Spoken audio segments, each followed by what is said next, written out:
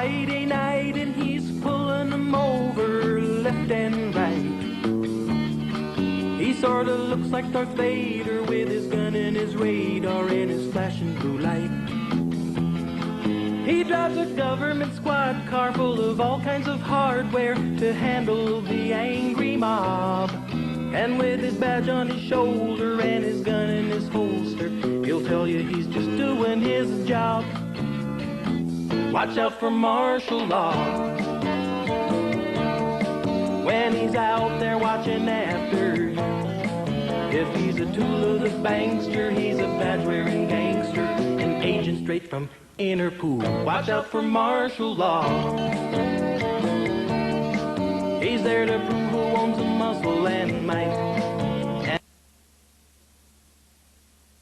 And shoulder, 'cause he cannot see your license plate light. Because he cannot see your license plate light. Okay. Anyway, to make a long story short, when I go to court, right? Is it on? All right. When I go to court, I always take all my Lucky Charms with me, and I was one of the fellows that served with the infamous Apache Troop, 1st Squadron, 9th Air Cavalry. We were the fellows that were in the movie Apocalypse Now, where they told you, "I love the smell of napalm in the morning," and that gentleman was exactly like that. This book is done about the Apache headhunters by a Cobra gunship pilot by the name of Jerome Boyle, who we used to call Dirty Harry, because he looked just like Dirty Harry. Make My Day. He used to have that painted on the side of his aircraft along with Pinball Wizard and a few other things. This is a phenomenal book about a story of serious Americans. This is a Cobra pilot, Jerry Boyle's own story. A former policeman arrived in Vietnam in March of '70. He went from being a FNG, which I can't tell you what that is in a church, but it's bad, to a combat vet in just 2 months, whether rescuing downed crews, flying fiery combat missions during the invasion of Cambodia, or being shot down himself. Boyle saw war quickly turn from a scary game of bullets, rockets, and grenades to a terrifying race against death, where just split seconds could turn a scene of breathtaking beauty into one of stark, absolute terror. He witnessed men risk their lives daily to save others, and he heard the dreaded call, "Taking fire, taking fire." They were too often a fellow pilot's very last words before his chopper became an inferno. Boyle learned real fast that there weren't a lot of going-home parties for Apache Troops pilots. And when you listen to some of the stuff, this is a Cobra pilot's life and death experiences in Vietnam's legendary Apache Troop, 1st of the 9th Air Cavalry.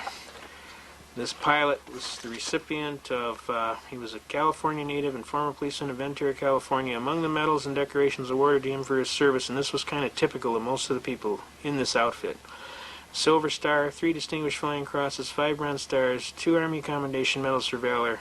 He now works as a pilot who flies in support of offshore operations. He lives in Oha, California with his wife Andrea of 20 years. And to read some of the stuff about this is absolutely phenomenal. Some of the things that get involved, I'll just read you a closing part of this thing to give you an idea. The Apache Troop I served in wasn't part of the Army. The Army was part of Apache Troop. We were Mavericks, but the kind of team that any commander with hair on his tailpipe would want his unit to be like.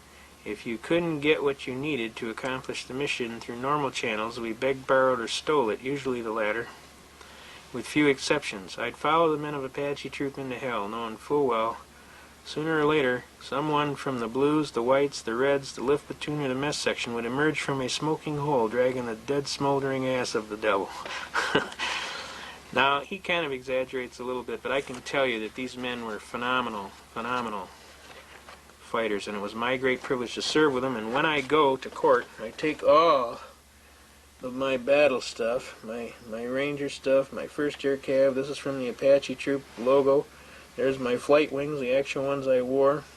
This is the 1st of the 9th logo that was put on the nose of all the aircraft. There's 1st 75th Infantry Rangers. I have my Duty Honor Country coin from the MacArthur group of people. It's a special group of people that defend the Constitution. It's a silver coin that's given as a Serious Defender Group Memento. This is MacArthur, and it's solid silver. Then I got all my Ranger jump stuff. I put that on there. I take my Strike Like Lightning, Sound Like Thunder, all my Ranger stuff that when I was in the Rangers. And I take my 1st Air Cavalry when I was in Cambodia, because I was with these boys in Cambodia and Loc Ninh. My Apache troop. That's right off of our shoulder patches from the Apache troop, the original one. I was with the Take My Detroit Judo Club. This is a patch they give you for running 50 miles to save your life. You got a certain time to do it in. They give you a boot lace and a pocket knife, and if you get caught, they put you in a POW camp and treat you like a prisoner. So it's like you got 12 hours to run 50 miles, or you go to the POW compound and they treat you like a POW. They hung my buddy up in a pit full of poisonous snakes upside down for about a day or two. And then this is my other patches that I wear from Vietnam and Special Operations Group. I flew in support of Bo Gritz in Cambodia. We used to deliver their supplies. I got my Ranger belt buckle. All these are mementos of a program. My Bronze Star medal. I have 33 of these air medals. I got 5 of these Bronze Stars. I got a Distinguished Flying Cross, Vietnamese Cross of Gallantry, 33 air medals. Shot down 4 times, left for dead twice, walked out of Cambodia with 2 regiments on my tail feathers. This is the SOG Special Operations Group, MAC-V, that we flew in support of Bo Gritz in Cambodia and the Cambodian operation. I was one of the special air crews that was selected personally to fly the infamous Marine Sniper in Laos to shoot that general at 800 yards. I was one of the guys that flew him in. And we wear the wings of eagles. We support the National Rifle Association totally. You know, we ain't fooling around. We want our Constitution. We want our Second Amendment. I am a member of Vietnam Veterans. And basically when I go to court, I put all my Lucky Charms in my pocket. It kind of drives them nuts down at the courthouse. I also have my flag. I always take my flag with me. And I have my Vietnam Veterans belt buckles and my De Oppresso Libre, which means the liberator of an oppression, from the Special Forces that was given to me by the boys over there for helping them, you know. So all this goes in my pockets. When I go to court, my Lucky Charms, I call them, and it's a little heavy, but you know, it's like, when I go for memory of those fine soldiers and some of the things. Yeah, I'd rather be killing communists. That's one of the mottos of the paratroopers from the Charlie Company Ranger Company. Charlie Company Rangers was the boys that supported that that Marine sniper that shot him. That shot that general at 800 yards. So I'm a soldier. I've been a soldier. I believe in the things that the soldiers have done. I've seen a lot of good soldiers pay the maximum price. I personally held them in my arms, and I've listened to their last words. Tell my mother, tell my wife, tell my family I love them.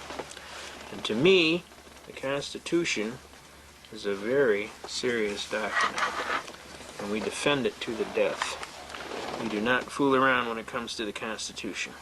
I've been doing it for 25 years. I am a graduate of Project Blue Book, the special project. I also take my harmonica. I have a harmonica. What's the special Project Blue Book? Blue Book is where they pulled their soldiers aside and taught you the Constitution. And I always take my harmonica and I give them hell. Give them the...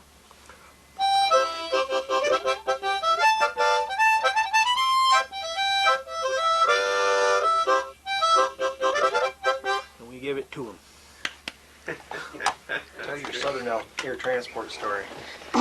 Yeah, well, we were flying interdiction along the Cambodian border, and we come up on the door of these B-model Huey. It was a smaller Huey, and it was painted blue and silver. And all along the side of the tail boom was white powder. And I informed the aircraft commander, and he told me he was hailing them on the hailing. I informed the aircraft commander, and he told me he was hailing them on the hailing frequency, and he called them up and told them to land. We wanted to inspect their cargo, and they told us basically to blank off and die. You know who we are? My pilot told him he didn't care if he was a man from Glad. He was going to land that aircraft and we were going to inspect his cargo. Basically, he told us, we're not landing. My pilot ordered me to roll my guns up, and he shot him down. And we went down there, and we blew his landing gear off, shot up below his fuel cell, and he got the idea we weren't fooling around. He went down and landed in the rice paddy, and we inspected his cargo, and sure enough, he was carrying heroin. So the pilot gave him a choice. He could go to Long Bin jail with us for contraband trafficking, or he could hitchhike home, baby. So he chose to hitchhike home and figured he had a chance. Of course, we knew that was going to be rather difficult in Cambodia, him being 3 foot taller than anything they were walking, and a white man on top of that. But we gave him a chance, and the bottom line is he didn't want to go to jail, so we torched his aircraft, and we got back, and the CO, are you crazy? Those people are CIA, they're going to kill you. I told him, make my day. I said, they were trafficking that dope to RGIs and God knows who else, and as far as I'm concerned, we stuck it to them for about $15 million, and I'm just tickled, and if I could do it again tomorrow, I'd do it again. And that's a true story. We actually did it. So anyway, to make a long story short, I'm a serious soldier. I love my country and its Constitution, and I do not compromise when it comes to Constitution. I defend to the death, and that's what we do. Not to get us off track, but how'd you feel about that piece they did on day one the other night on Bo Gritz? I thought it was kind of a little biased myself. They tried to paint him as somebody who's setting up another Waco, Texas, and that he was going to be one of these cultist type things, and I didn't think they really played fair with the man. Anybody who knows Bo Gritz, he's the most decorated soldier in the history of the United States. He's a very congenial gentleman. He when we worked with him in Cambodia, he was all business, and we flew his 5th Special Forces people all over for whatever recon missions they had, and they got to work with us, and they know we were pretty serious folks. And I personally think Bo Gritz is going to be painted as some desperado no matter what he does, only because he is associated with the avant-garde type constitutional defense. He was the guy that got the Ruby Ridge matter resolved peacefully. Clearly he went in to save Randy Weaver, because Randy Weaver used to be one of his boys on the team, and it took, I mean, he was risking his own life. They could have just as easily dispatched him too. So he's a man of great courage. I respect what he's doing. I appreciate that he's trying to make things happen, but I also know that he's going to be held in some type of villainous, no matter what he does, people are going to not understand, and they're going to be afraid, and of course the newspapers will continue to paint him as whatever boogeyman in the closet they can. Alright, we're going to go on with our programming here. We just got a little off the track there, just a little bit, just to kind of let you give an idea where we're coming from. We take a pretty serious attack on the Constitution, and we want to get into some other issues. We want to get into things like money. And one of the best tapes you can get is from a gentleman, we call him Ernie. He basically is known throughout the movement around here. He delivers all the tapes and the what have you. And he has a tape called Wake Up America. And basically it starts telling you how money works and why it works and what they're doing with our money. And when you're done, you really understand what's going on. But we want to share some things with you about the money. And we got a good story to tell you too. But basically, we want to share with you right now in Michigan, the Michigan Compile Laws programming. Can you see over there? We want to share with you up and to the left. Alright, back. Okay. Alright, we're cool. We're going with it. Alright. 21.153 Michigan Compile Laws Act. Obligations due state or municipality and date operative when paid by check or legal tender. Whenever any check or bank draft shall be tendered for the payment of any debt, taxes, or other obligation due the state or to any Municipality therein, such check draft shall operate as a payment made on the date the check or draft was received and accepted by the receiving officer. If it shall be paid on the presentation without deduction for exchange or cost of collection. All agencies of the state of Michigan shall request that checks tendered in payment of an obligation due the state shall be made payable to the state of Michigan. No receiving officer shall be required to receive in payment of any debt, taxes, or other obligation, collectible or receivable by him, any tender other than gold or silver coin of the United States, the United States Treasury notes, which you can't get today, gold certificates, which you can't get today, silver certificates, which you can't get today, or other Federal Reserve bank notes. And there's no bank notes in circulation. There's Federal Reserve notes, but there's no Federal Reserve bank notes. Now the reality is, by this fact, you are specifically precluded from tendering lawfully without being a party to a felony, that of debasement of the coin of the realm, against the 1792 Coinage Act, the Sherman Coinage Act. So Roger Sherman wrote a book about this, and it tells you all about coinage and the debasement of the coin of the realm. And that's why he is affiliated with the 1792 Coinage Act. Now the reality to this is, what has been going on over a period of time is they've been playing games with the money. As we can see right here, we have right here a silver certificate. This certifies that there is on deposit in the Treasury of the United States $1, right, of silver, all right? $1 in silver payable to the bearer on demand. Now, we had a little time, we got together, and we had some of these notes. We had some gold certificate notes.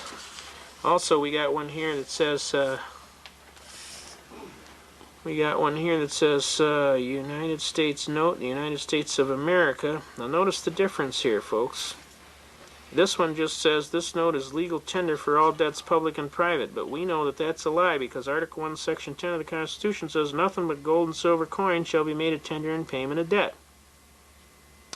Now this is going to bring up a real interesting case that we got here. Now, we went down to the Federal Reserve Bank and we took $500 worth of, these are silver certificates here, but we took gold certificates, $20 gold pieces. We had $500 worth, and we went in the Federal Reserve Bank, and I walked up to the window and I said, "I'm the bearer on demand and lawful money of account of the United States government, sir." I said, I want my gold. I handed her the notes. She looked at me and she says, "Sir, we don't have any gold." I said, "Are you trying to tell me this bank is overextended?" Everybody looks. "You can't come in here and do that, sir. You're going to get a run on the bank." I said, I'm asking you for my gold. I'm the bearer. I am herein before you demanding. It says pay to the bearer on demand and lawful money of the account of the United States government and $20 gold. I got $500 worth of these, and I'll take $20 gold pieces. We don't have any gold. "Are you trying to tell me this bank is overextended?" So they called the SWAT team. This lieutenant comes running up, and all these guys got rifles, and they're all at port arms. And the lieutenant walks up to me and says, "All right, what the hell is going on here?" So I explained to him. I said, "Sir, I am the bearer on demand and lawful money of account of the United States government. I'm here and before this bank. This is a lawful bank of the government.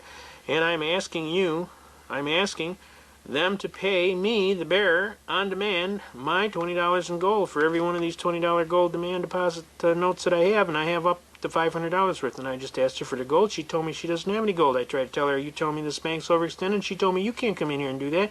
And the next thing you know, you show up. The lieutenant looked at him. He said, "Why don't you give the guy his gold?" "Come on, guys, we're out of here." So they left.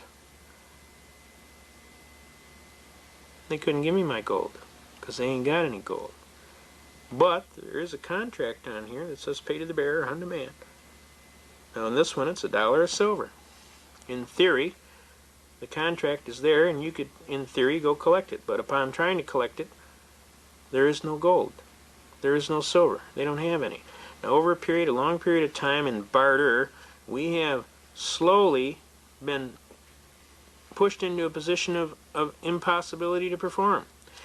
Now, can the hat check be the hat? Can you walk in and check your hat and get a hat check? And then when you come back to get your hat back, they hand you another hat check? Can you walk in and check your hat and get a hat check? And then when you come back to get your hat back, They hand you another hat check. Can you wear the hat check? Obviously not. So obviously the note is not the dollar. All it is the promise to pay $1. Does everybody understand that? And what has happened over a long period of time in custom and uses is the people have been hoodwinked into thinking that they have money, dollars. There are no dollars. Dollar is a unit of measurement. Which brings up a very famous case, the case of Montgomery Wards versus Eugene Glacier. For those of you who want to order the case, we'll be happy to give you the court case numbers. Let me take this off so it doesn't reflect too much. This is a very famous case, okay? The docket number is 82-002087. This is before the Honorable District Court of 52nd 3rd District Court. The judge of the record was the Honorable James P. Sheehy. Okay? Now, I'll give you a little synopsis of this case. What happened in this case? Did everybody get the court number first, though? 82-002087. All right, now, what happened in this case, to make a long story short, this gentleman's wife got a little mad at him and decided to take his credit card and go out and charge to Montgomery Wards from the front door to the back door, and he ran up quite a large sum of debt. The matter got, of course, Montgomery Wards wasn't going to take it back. You bought it, it's yours, you got it. Now, they went to court and came up before the famous Judge James P. Sheehy of 52nd 3rd District Court, who, by the way, is a very excellent judge, very knowledgeable, very a decent man, a kindly man. He's pretty serious business, though. If you're screwing around, he's going to hammer you, but most of the time he's quite congenial and kind of a lot of fun, too. But it came up before his court, and up jumped the devil in the deep blue sea, and they're starting to argue, and the judge is saying, well, let me ask you a question. He says, did you get a credit card? He said, yeah. So you signed for the credit card? He said, yeah. So you give a credit card to your wife? He said, yeah. He said, here's the bill. You pay. He says, okay, Judge, now let me explain something to you. You told me that the judgment is for this amount. Is that right? And I'm asking you, and you told me it's this many dollars, and I'm asking you for a determination of the dollars. What dollars? He said, sir, you can interpret it any way you want. You can make it frankincense or myrrh. I don't care. I don't care if you don't even pay this judgment. I'll tell you what, don't pay it. There's a lot of documents in the basement, they never pay them.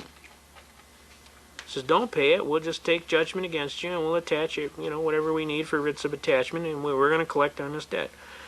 He said, sir, you misunderstand my point. Now, you have told me this amount of dollars, and I'm confused here. I need to know something about these dollars. He says, let me clarify it for you. I've entered a judgment against you for the amount due, all right? He said, yes, sir, but if I ask you for a pound of something, you're going to say a pound of what? And if I ask you for a gallon of something, you're going to say a gallon of what? And if I ask you for a foot or a yard of something, you're going to say a foot or a yard of what? Now you're coming to me and telling me dollars, and I'm asking you dollars of what? Because dollar is a unit of measurement. He said, you can make it anything you want. Tell you what, make it coffee beans. Now at that instant, the Montgomery Wards attorney came to a half rise, and he went, Your Honor, Your Honor. There was 40 of us plus in the court, and we sat there, and all we could do was go, because we realized instantly what this judge had just did. He had made a determination of the substance of the money of account of the United States government pursuant to coffee beans. With great courage, the Honorable Judge James P. Sheehy had made a determination that the substance of the money of account of the United States government was coffee beans. That's what we told the Wall Street Journal and all the newspapers and television stations that would listen. He was most upset about that. Instantly, the judge looked across the room. We're all sitting with our jaw on the ground. And he leaned back in his chair, flipped his pencil in the air, and he said, S with a hit on the record. He realized that a landmark Michigan court decision had occurred. He realized that Montgomery Wards wasn't going to say nothing. Because they won. They ain't going to appeal. They won. What are they going to appeal? You won? You won. You won? You won. There's nothing to appeal. We weren't going to appeal because we won too. We got the judge to make a determination that the substance of the money of account of the United States government was coffee beans. You can see in the back of this book here, Mr. Glacier took the judgment right here, and this was for $1,098.97. He did it in 100 bean bags certified, 1 bean to the dollar, and 97 100s. So we cut the tip of the bean off, painted a white line on it. He sent it to Montgomery Wards. We got it on there? Mm-hmm. Please find enclosed in this package 1,148 coffee beans, which is payment in full, pursuant to Judge of the 52nd District Court, October 8, 1982, before this Honorable Judge James P. Shee. I thank you, sir, for your time and trouble concerning this matter. Most graciously, yours truly, Eugene Glacier. And it's certified mail sent to him. They never said nothing. Nor would they, nor could they. He honored the stipulation of the judge. Okay? Now, to this date, this gentleman comes to court with a big red bag, marble bag, full of coffee beans that he's got stenciled on the side, Gene's Beans. I'll read you the last statement. This is kind of hilarious. It's pretty good. He's asking for a determination of the substance of the money of account. I'll read you about the last 3 pages. He goes, all right. Therefore, really out of his own testimony, it seems to me that judgment really is unavoidable in that amount. Thank you, Your Honor, the court. Anything else, sir? You have the right to a closing argument, Mr. Glacier. Only that I don't think I received a fair and equitable trial here today, the court. This is a closing argument regarding this trial, okay? As to the subject matter, Mr. Glacier, subject matter, I have nothing to add to the subject matter here, the court.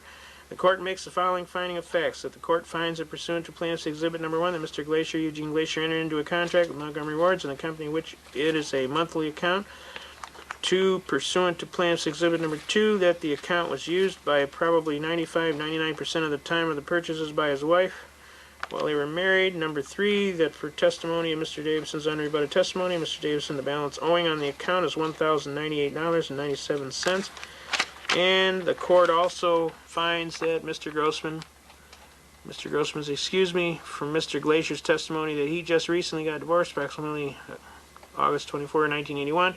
And in that divorce proceeding, he accepted the liability on this account as between he and his wife. Based upon the information, the court makes a conclusion of law that Mr. Eugene Glacier, the defendant, this matter owes Montgomery Ward $1,988.97. Court finds a judgment in favor of plaintiff in the amount of plus costs. Mr. Glacier, you have a right to appeal this, and that appeal, I think, is in 15 or 20 days, Mr. Grossman. Mr. Grossman, 20, Your Honor, 21, actually, out of county 23. I think it's 20 all over now, Your Honor, the court. I think it is. It used to be 15 on some cases and 20 on others, and I could never keep it straight, but I think it's 20. You have a right to appeal in 20 days. If you appeal, let me explain to you how you do that. You have the file with the court with the circuit claim of appeal. Are those the ones that are marked by the way those exhibits? Mr. Grossman, oh yes, sir, Your Honor, that's right. The court.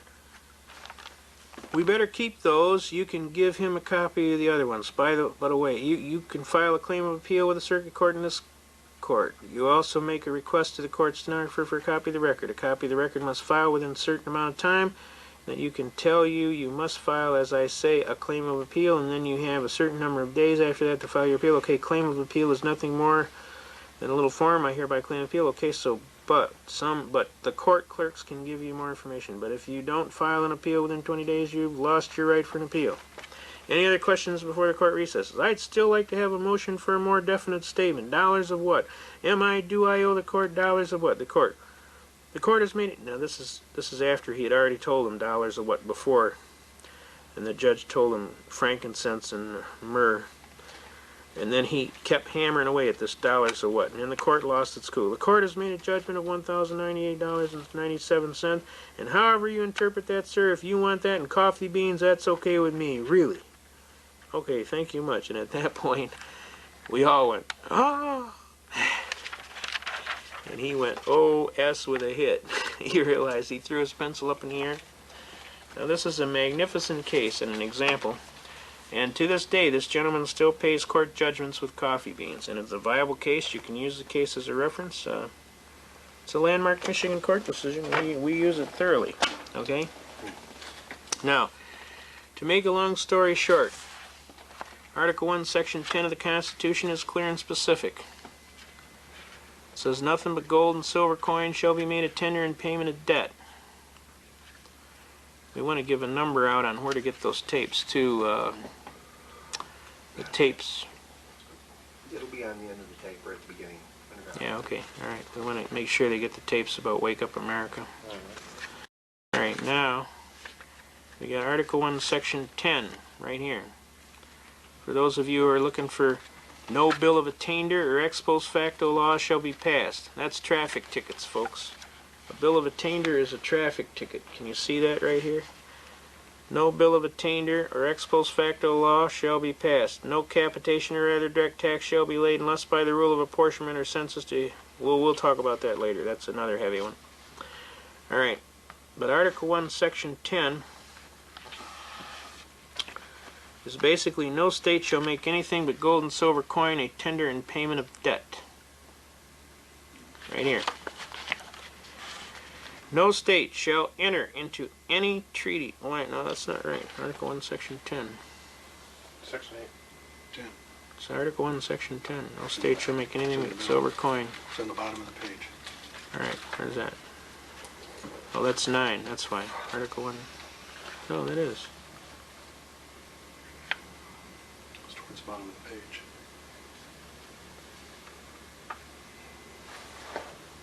Are they changing this thing? It's in the middle. All right, here we go. It's in the middle paragraph. All right, here we go. Here we go. Right here. No state shall enter into any treaty, alliance, or confederation, grant letters of marque and reprisal. A letter of marque or reprisal is like your brothers messed with the king, so the king is going to attack your family and put a letter of marque out on them. Coin money. Emit bills of credit. What is a Federal Reserve note? Make anything but gold and silver coin a tender in payment of debts. Why? Because it creates inflation. You got to understand that paper money, if you can't redeem every piece of paper in a society, the amount that you can't redeem is inflation or credit. Credit is inflation, right? Pass any bill of attainder, huh? What is a bill of attainder? Again, a traffic ticket. Ex post facto law, or law impairing the obligation of contracts or grant any title of nobility. When they give these guys these gun permits because they got $3,000 in their pocket and they're a rich businessman, isn't that a title of nobility? Because they get more rights. They're more politically correct than you. They have rights, you see? I mean, they violate so many things it's not funny. It's never funny, but I'm just saying, I mean, you start reading this book, folks. I mean, I read it all the time, and I always find something new. This is kind of a book like the Bible. It's one of these books you can read and find something out of it all the time. The bottom line is you read the Constitution and you holler. You don't let these people jam your Constitution. You keep going. Now, we also know, we wanted to share with the program, the Bretton Woods Agreement Act, because we're on the subject of money. Where do we put that? We want to get into the militia too. We got the militia. All right, we want to bring into some of these arguments, okay? We want to bring in. I want the militia. I want the liquid murders. I want treason. I want treason. I want to talk about that. All right. Now let's talk about treason here. Let's put this down here. What is treason? All right. Can you see that? Everybody see that? Title 18. This is the Penal Code, and we're talking about treason.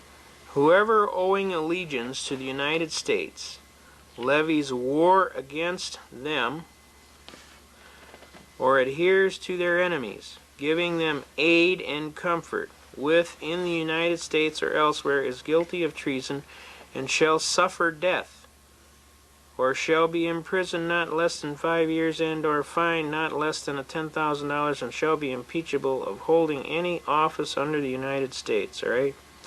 After this section, it gives you all of the reasons of how you can be charged with treason. But the basic issues come under adheres to their enemies, giving them aid and comfort. Now, breaking down the laws of our country has also been construed as giving the enemies aid and comfort. So if they're violating their oath of office and they're not upholding the Constitution, that is treason. Because in so doing, they create anarchy in the land. And in that, they aid the enemies of our country. Does that make legal sense to you? All right, now let's talk about some of the things that are going on in our country. let's talk about them. Let's talk about where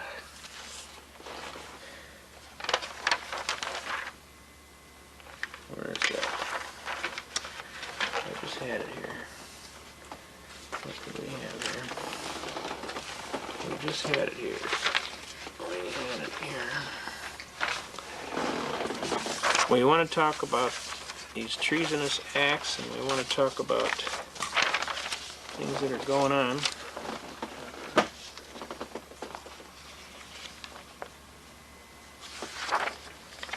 This is the militia. Alright. Alright, here we go. We want to talk about Title 22 United States Code, Section 286A. Basically, the part that we want to talk about is the governor's and executive director's term of office. But basically, when we get over here, we really want to talk about the compensation for services. And this is Title 22 United States Code, Section 286A. Alright? Okay? Compensation for services. No person shall be entitled to receive any salary or other compensation from the United States. Did everybody get that? From the United States for services as a governor, executive director, counselor, alternate, or associate. United States Executive Director of the Fund. What are we talking about here? The International Monetary Fund. Shall not be compensated by the fund at a rate in excess of the rate provided for an individual occupying positions at level 4 of the executive schedule under section 5315 of Title 5 United States Code. Alright, the United States Alternative Executive Director to the fund. What fund? The International Monetary Fund. Shall not be compensated by the fund at a rate in excess of the rate provided for an individual occupying a position of level 5 of the executive schedule under section 5316 of Title 5 United States Code. The Secretary of the Treasury shall instruct the United States Executive Director of the Fund to present to the Fund's Executive Board a comprehensive set of proposals consistent with the maintaining high levels of competence of the Fund, personnel, and consistent with the Articles of Agreement, with the objective of assuring that the salaries and or other compensations accorded fund employees who fund, International Monetary Fund, do not exceed those received by persons filling similar levels of responsibility within the national government. Got me? Service or private industry. The Secretary shall report these proposals, right, together with any measures adopted by the Fund's Executive Board to the Congress prior to February 1, 1979. Now, folks, when they're talking about the fund, they're talking about the International Monetary Fund. And when they're talking about being paid, people like Janet Reno, who is a governor of the fund, is paid by the IMF. And who are they talking about? The Secretary of Treasury shall instruct who? Now, these people are paid by another government to our people. That is a violation of our laws. You understand? I mean, if they catch a congressman on the take, what happens? He's out of there. Why? Because it's considered to be unethical activity. Yet this foreign operating program, this International Monetary Fund, is paying our officers as executive officers. Whose interest do they serve? Do they serve the United States or do they serve the funds? Does that make sense to you? Okay. To me, this is an act of sedition or treason. The bottom line is they are not operating in the best interest of the United States of America. They are operating in their interest. And they are paid by a foreign power. And how can they sit in an office of government in the United States of America paid by a foreign power? It's inconceivable that this is going on. Now, you want to find out. Who gets our income tax to the fund? Yeah, well, yeah. I mean, it's absolutely obscene. And what we want to do here is I want to figure out. We got the treason, so we know that's treason. I mean, if they're operating outside, they're in treason, right? Now, the next thing we want to get the militia. We want to get the militia up here. Now, folks, the militia is organized because they have been concerned about our Constitution getting dumped in the in the can. Also, we want to show them this. These concurrent resolutions here, expressing the sense of the Congress regarding the need for the President to seek the Senator's advice and consent to ratification of the United Nations Convention on the Rights of the Child. Okay. United Nations consent on the rights of the child. Okay. John Conyers is in on this. He's one of our guys, too. Okay? Now, the bottom line is they're setting standards, all right? And on these standards, whereas it is estimated that every night in the United States at least 100,000 children go to sleep homeless. Whereas, I mean, they make all these allegations. Wherein the United States has the world's largest gross national product, yet American children rank below the top 15 nations in regard to the health and well-being. Whereas in 1989, the infant mortality rate for the United States ranked 19th in the world, being Singapore or Spain. I mean, they make all these allegations about the United States, and the National Commission on Children has declared that every child in America needs an excellent education, yet approximately 40% of the nation's children are at risk of school failure. I mean, they go on and on. Whereas the United States, 2,600,000 children were reported to be abused and or neglected in 91. I mean, this is ridiculous. Whereas it's estimated that 1,800,000 teenagers were victims of violent crime. Whereas the Supreme Court has never fully articulated the range of rights to be accorded to children under the United States Constitution, or fully articulated the manner in the Constitution is applicable to minors. It is. Whereas the positive futures of our families, communities, and nations are dependent. Now, you keep reading all these whereases. Whereas 29 others nations have signed convention indicating their intention to ratify the convention in the future. And then you get down. Whereas it is essential that the United States sign and ratify the Convention on Rights of the Child and begin implementing convention legal standards in order to improve and protect the lives of children. Believe me, they're not trying to protect the lives of children. They're trying to create a new federal bureaucracy.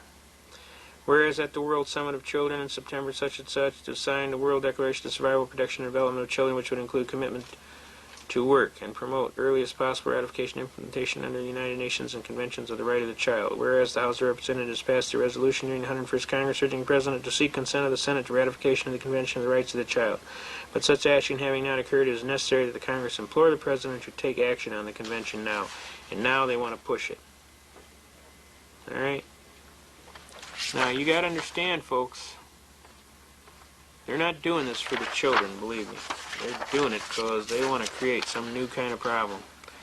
Children, tomorrow, I apologize to you on behalf of those in my time for the things we didn't do. We didn't stop the tyrants so your fate could be prevented. We watched them steal our freedom, but our silence we consented. We didn't choose to circumvent the doom you've not escaped, while the Bill of Rights was murdered and the Constitution raped. Some of us were lazy and too busy, others too afraid to think about our children, the ones we have betrayed. We say we were too busy to be concerned or care, to try to ease the burden of the chains we've made you wear. A debt of 17 trillion, more money than exists, because we failed to heed God's call of usury resists.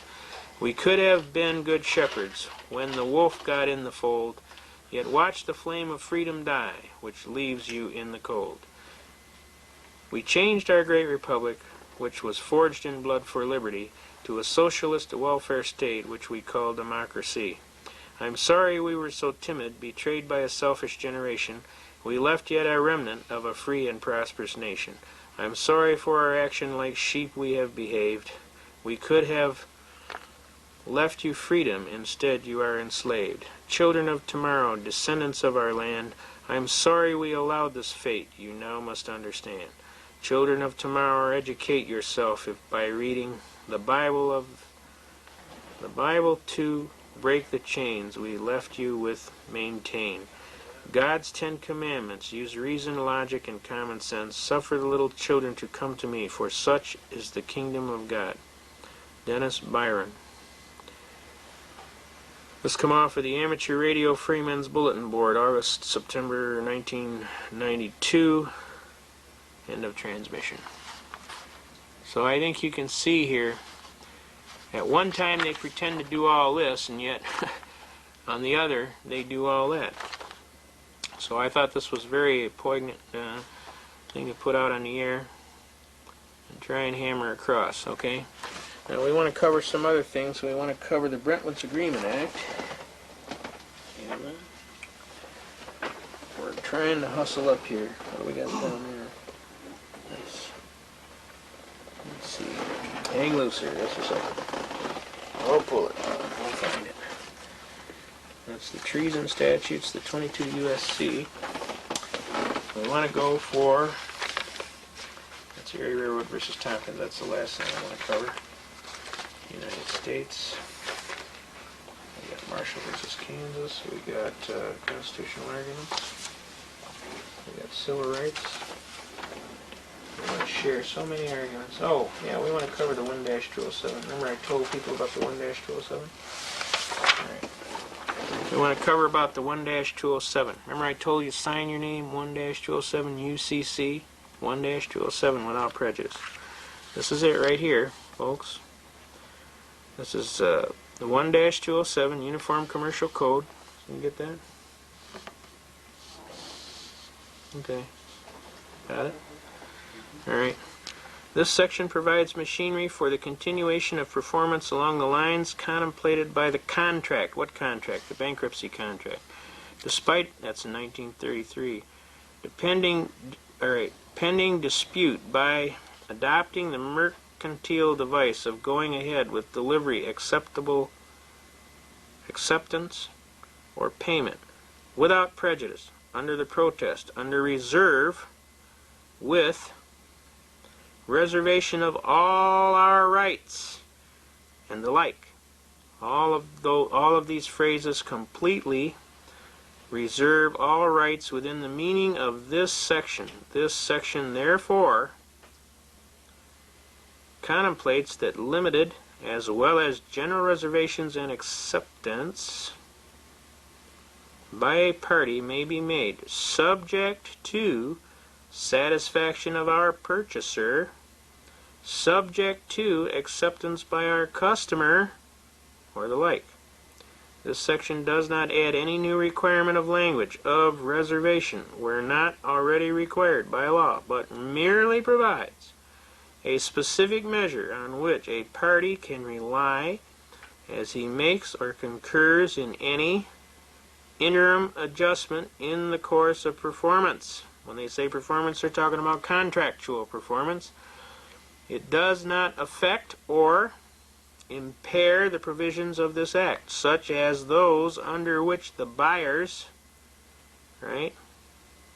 remedies for defect survive acceptance without being expressly claimed, if notice of the defect is given within a reasonable time, nor does it disturb the policy of those cases which restrict the effect of a waiver of a defect to reasonable limits under the circumstances, even though no such reservation is expressed. Now this is all what they're talking about when you write down without prejudice. They're telling you you have a right to reserve your right. So I'm telling you to use it. Don't screw around. Sufficiency of the reservation. Any expression, can you see that? Any expression indicating an intention to preserve rights is sufficient, such as without prejudice, under protest, under reservation, with reservation of all our rights, under duress is another one. The code states an explicit reservation must be made. Explicit, undoubtedly, is used in place of express to indicate that the reservation must not only be expressed, but it must also be clear, under duress, that such a reservation was intended in advance, right?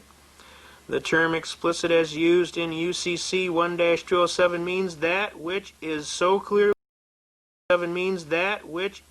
clearly stated or distinctly set forth that there is no doubt as to its meaning. Okay? Now that is the reservation I want you to claim.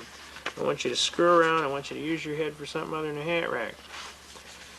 Because I'm telling you, You just do it, too. You just don't do it. tell 'em. Yeah, just do it. You go for the side of your hand.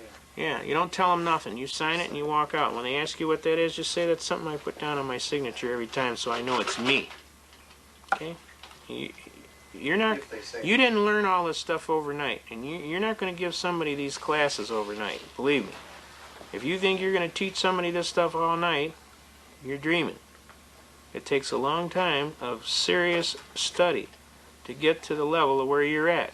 And you're not going to deliver that to anybody overnight. So my sincere advice is don't try and do it, because it ain't going to happen in your lifetime. Just sign it, do what you're supposed to do.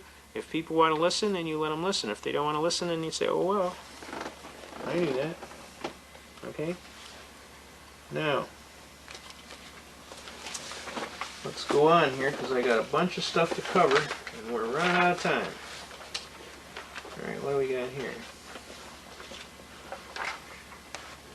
Alright, we want to cover the militia. There's a lot of people you're hearing talking about the militia. I want to get the Bretton Woods Agreement Act, too. If we can. Let me see here. I know we had it. Oh, Lord. This is the hard part, keeping track of everything. Okay. Alright, we will find it. I promise you that. Alright, what we want to do. We want to show off some of these things. Under executive order of the President, all persons required to deliver on or before May 1st, 1933. Try and blow that up. That's a good one. That's all your gold and silver. I want to make sure we get into all kind of arguments here real quickly. Should we have some gold and silver? By law? Should we have some? Yes, yes. I think you should Can set work aside something some serious money to put in. I think people shouldn't have everything in gold and silver, though. I think you should have. I think you should buy toilet paper, and I think you should buy food, and I think you should buy cough medicine, and I think you should buy laundry soap, and I think you should buy, you know, have some stuff around like you would keep your normal business, and put a little bit in gold and silver. I think you should have a pump shotgun in your closet to defend your house. Not a shotgun. Something, yeah, something to defend your house. Not that you may need it, but if you do, you got it. I think you ought to seriously consider. Alright, we got the militia here. That's one of the next biggies we want to talk about. The militia. Alright, let's do that. I'll bring that Bretton Woods Agreement Act in yet. But that's also serious business. Oh, here we go. Here we go. That is good. Here we go. Now, here we go, folks. This is the Bretton Woods Agreement Act. And this is the Agreement Act that created this problem with this Title 22 United States Code Section 286. Okay. This is heavy duty, folks, so remember I showed you about treason. Okay.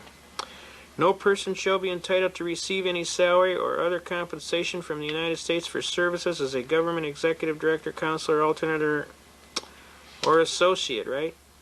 Congress by law authorizes such action. Neither the President nor any person or agency shall, on behalf of the United States, request or consent to any change in the quota of the United States under Article 3, Section 2. The Articles of Agreement of the Fund. The Fund. The International Monetary Fund. Alright, let's pull it up here. Alright, they're talking about dollar under paragraph 6. Okay, that's not what I want. Let's see. Make any loan to the fund or bank. Approve the establishment of any additional trust fund for the special benefit of the single member or of a particular segment of membership of the fund. Now, alright, let's see. In order to carry out the purposes of the decisions of January 1962 of the Executive Directors of the International Monetary Fund, the Secretary of the Treasury is authorized to make loans not to exceed looks like billion. Yep. Outstanding at any one time to the fund. If it sounds like I'm hammering on that fund, that's because I am. Under Article 7, Section 1, subparagraph I of the Articles of Agreement of the Fund. I mean, they set this thing up. The Secretary of the Treasury, with the approval of the President, directly or through such agencies as he may designate, is authorized for the account of the fund established in this section to deal in gold and foreign exchange and such other instruments of credit and or securities as he may deem necessary to the consistent with the United States obligations in the International Monetary Fund. The Secretary of the Treasury shall annually make a report on the operation of the fund to the President and to the Congress. That makes the Secretary of Treasury what? An officer of the fund. Okay? The Secretary of Treasury, yeah, he is guilty. The Secretary of Treasury is authorized to issue gold certificates in such form and in such denomination as he may determine against any gold held by the United States Treasury. The amount of gold certificates issued and or outstanding shall at no time exceed the value at the legal standard provided in Section 2 of Par Value Modification Act 31, United States Code 449, on the date of enactment of this amendment of the gold so held against gold certificates. There aren't any gold certificates. Alright, the amendment made by Sections 2, 3, 4, 5, 6, and 7 of this Act shall become effective upon entry into the force of the amendments approved in the resolution number 31-4 of the Board of Governors of the Fund. Now this is called the Brentwood's Agreement Act, folks. And this is what set up Title 22 United States Code, Section 286A, which says that these officers are paid out of the fund. They're not paid as United States employees. Capiche? Is there any doubt in your mind now who gets paid where? We don't pay them. They're paid by somebody else. The fund. Who is the fund? All of those rich guys that are sitting over in Europe that are trying to control our country. Alright? Now. Okay, let's move on here. We got things to do. I want to show you something else too. Let's look at the very first book of of the United States Codes Annotated. And I don't care which section you grab. Grab either Lawyer's Edition, or if you grab... I want you to take a particular note to this and pay close attention. I want this amplified if you can do it. I want it to read right here. The part where it says, this title has been enacted into positive law. Notice the little asterisk right here, folks? There's a little asterisk right here. Everybody see that? Can you see that? You see my pen? Move it till you see my pen point come in. Okay. You see my pen point? Alright, alright. This title has been acted in as positive law. Okay? Notice the little asterisk, and you come down here, and all these titles that got the little asterisk, they're all part of the law. Title 11 Bankruptcy, Title 13 Census, Title 14 Coast Guard, you know. Copyrights, you got Crimes and Criminal Procedure, Title 18, right? Now, I want you to notice something as we come over to Title 26 here. Title 26 is the Internal Revenue Code. It's never been enacted into law. It's a regulation. Can you get it? Can you get it? See that? Look closely. Title 26 and Title 27. Do you see an asterisk there? You don't see one, do you? No, sir. That's because there ain't one. Now, let's look at the other version. The other version is exactly the same. And this is the one out of the official U.S. reports for titles. And this one says, can you get my pen? You tell me when. Right there. Okay.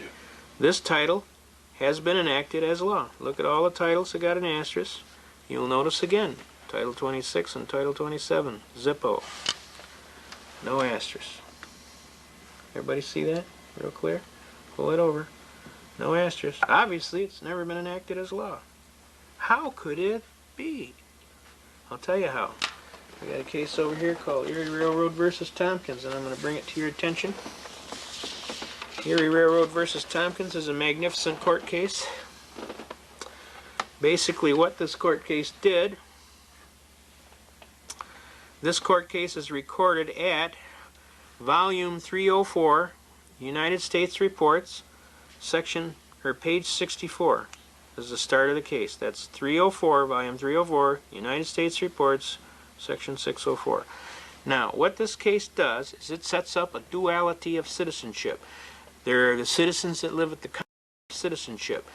There are the citizens that live at the common law, and there are the citizens that live at the national law, or what is called Admiralty and Maritime Jurisdiction. Now, the way they get away with putting this Title 26 and this Title 27 out, the way they do it, is they create this Admiralty and Maritime Jurisdiction, and if you volunteer into it, you are in it. If you step in it, it's on you. Okay? So I'm telling you, don't do that. You know what the doctor says? Every time you go to the doctor and you say, Doc, every time I do this, it hurts. You know what the doctor tells you? He says, don't do that no more. You don't do that no more, it won't hurt, right? I'm telling you the same thing applies with this. Don't volunteer. How do you volunteer? You enter and you watch what you sign, number one. Any evidences of contracts where you are an Admiralty or Maritime Jurisdiction says that you are a party to the contract. So you avoid that. When you sign that bank draft to get into that bank and that Section 9 form you fill out, guess what? Look at the bottom. You sign to get into an Admiralty Maritime Jurisdiction. What the hell would you want to do that for? It's illogical. When you signed up for that Social Security check. So, how are we going to remedy this situation? 1-207. Without prejudice. You sign anything that has to do anything with those guys, take the rights if they'll give them to you. Take the benefits. But make sure when you sign it UD 1-207 without prejudice. And that makes you a common law citizen. And when they pull you into these courts and they claim they have jurisdiction over you, you say, the first thing out of your mouth is, Your Honor, may it please the court, before this matter goes forward, I wish to state that I am here on a special appearance as distinguished from a general appearance, and I am answering in the form of a demurrer. A demurrer is an old way of pleading. It's an old-fashioned, old-country, barrister English way of pleading without granting jurisdiction. In other words, I'll answer out of courtesy, and I'll give you an answer out of courtesy, but at no time am I granting jurisdiction. And I put on my briefs, I state my name, I state the defendant in propria persona, on a special appearance as distinguished from a general appearance for jurisdictional challenges. Now, I've raised the issue of jurisdictional challenges. I'm putting on the record. It's clearly cognizant. Once jurisdiction is raised, the burden is on the plaintiff to prove jurisdiction pursuant to McNutt v. General Motors Acceptance Corporation, recorded at 56 Supreme Court 502. It says, jurisdiction may never be assumed, but must be substantively proven by the plaintiff claimant.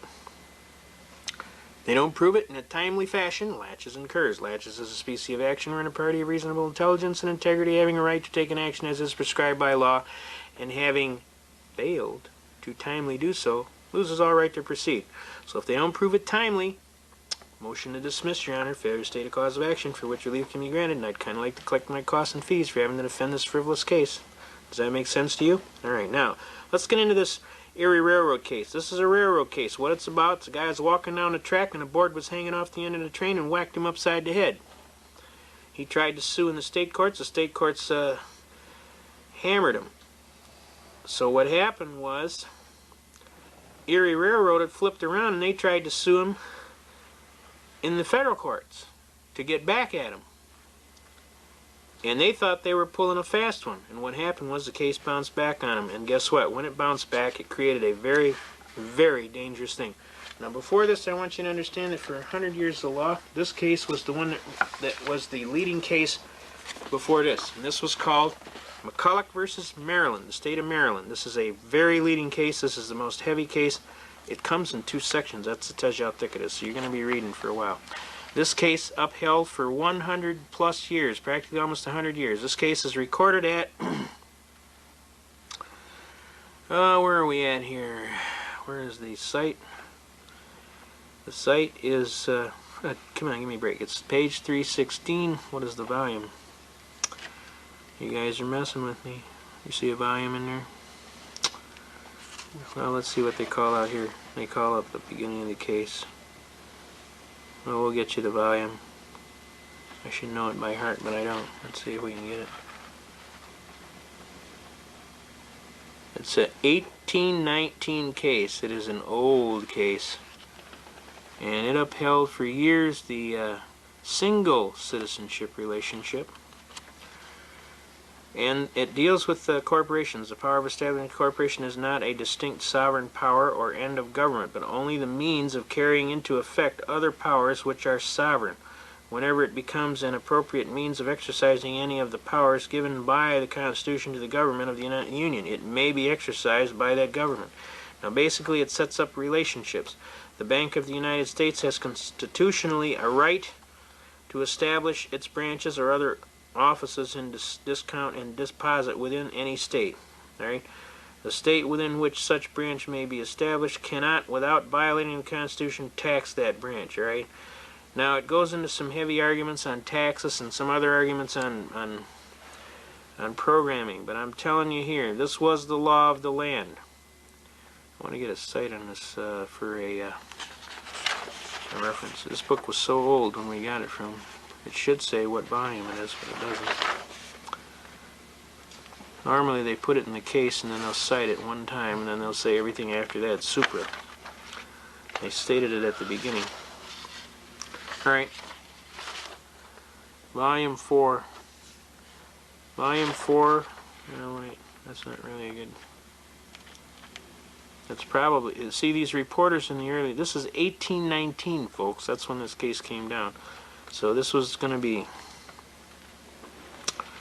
You know, shortly after the Constitution was signed. 1791 is when the Constitution was signed, so it's going to be an early case. Alright, William McCulloch, defendant, below in your branch. Normally they state the case one place and they state it. But anyway, to make a long story short, McCulloch versus Maryland is a very heavy case.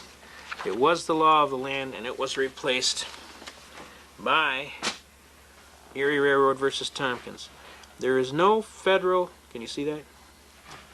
There's no federal general common law. Congress has no power to declare substantive rules of common law applicable in a state, whether they be local in their nature or general, whether they be commercial law or in part of the law of torts. And no clause in the Constitution purports to confer such a power upon the federal courts, except in the matters governed by the federal Constitution or by acts of Congress.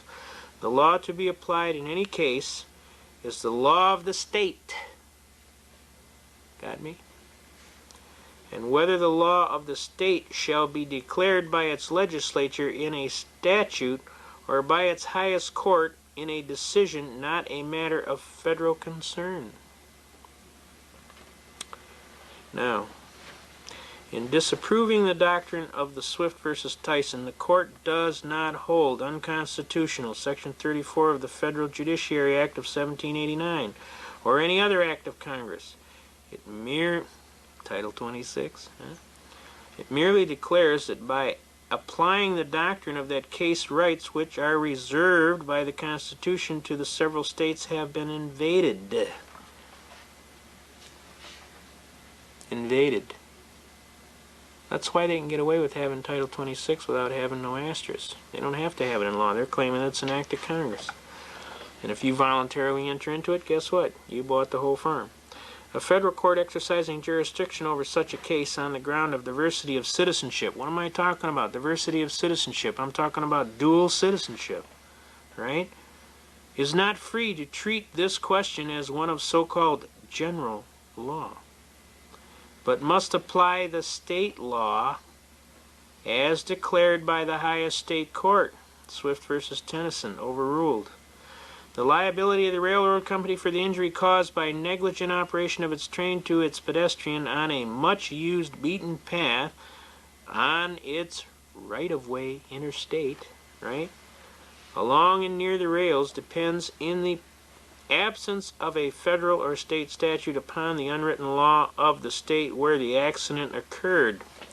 Now what they're trying to do here is they're trying to justify the existence of this duality of citizenship between common law citizen, which you are, most of you, and this natural national citizen, which would fall under Title 26 United States Code.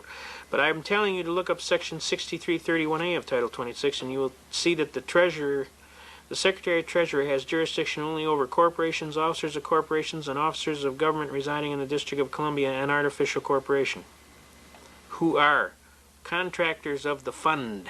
Capiche? Alright? Now this is an important case. If you guys are going to be in this seriously battling and want to argue jurisdiction, you guys are going to be in this seriously battling and want to argue jurisdiction, which is a very good defense on almost anything they can pull on you, you're going to have to read these cases. Erie Railroad versus Tompkins, recorded at 304. That's volume 304, U.S. Page 64 is where it starts. It's vital that you understand these arguments. I just finished battling a United States attorney, and we were arguing, and he's talking about this is all gibberish. And I told him, I said, sir, I don't think you're well read on the law. All you got to do is read several of these cases, and they'll tell you, 1, there is a duality of citizenship. 2, it has to be clearly defined. And 3, I have defined it. And now I'm asking you to prove that I'm not a party. Or prove that I am a party. You tell me. It's your burden. You're the one making the complaint. You make the complaint, you get the burden of proof. Who says so? McNutt versus General Motors Acceptance Corporation, 56 Supreme Court, Section 5, or page 502. You made it, you prove it. Okay? You don't prove it timely, I motion to dismiss. Failure to state a cause of action for which relief can be granted, and I will beat your little tail. So I would highly recommend you get to busy to proving it. Now, if you think the stuff don't work, let me tell you something here. Right here, right today, government came, told me, motion to dismiss, right? United States of America hereby moves, pursuant to federal rules of criminal procedure, for leave to dismiss the indictment in the case for the statutes, okay? Now, they can't argue. They give me a certificate of service. Order dismissing indictment, which the judge will sign. The government having moved to dismiss the indictment in the case of this court being fully advised in the premise it is ordered in the indictment of B and the hereby is dismissed with prejudice, and that the defendant's bond is canceled, it is so ordered and adjudged. Wherefore the United States requests that this court enter the attached order dismissing the indictment without prejudice, but we'll figure that out. We'll fix that up. See, I don't care if we go to court, because I know who's going to win. And I pray to God that he'll help me do that. So if they want to go to court, I tell them, make my day. When I'm in the court, the guy says to me, well, we could get you for an income tax evasion. And you might win one, but you won't win them all. I looked at him most calmly and I said to him in the clearest and gracious language, I said, sir, I'm going to advise you to go look in them law books real carefully, because I'm going to tell you straight arrow, I have had occasion to look in them law books. And I'm telling you, sir, if you bring that complaint against me, I'm going to tell you to make my day. Because I'm a pretty serious fellow, and I'm not going to fool with you. I'll sue your socks off and attach everything you own, bank, business, and home. So, the best thing I can tell you is before you make a complaint, sir, I would highly recommend that you seriously consider the merits of your facts before you go writing a bunch of dribble. And when we got him today, he's talking about, well, your briefs are nothing but gibberish. So we asked him, he said, well, on our proposed order to have it dismissed, do you want us to put it down there for good gibberish shown or just generally good cause shown? So he got a little red in the face and stormed out. But the bottom line is, if you know your facts and you got your stuff together, I'm telling you people out there in TV land, you can do this stuff. As God is my judge, I'm a truck driver, I've been an engineer for a while.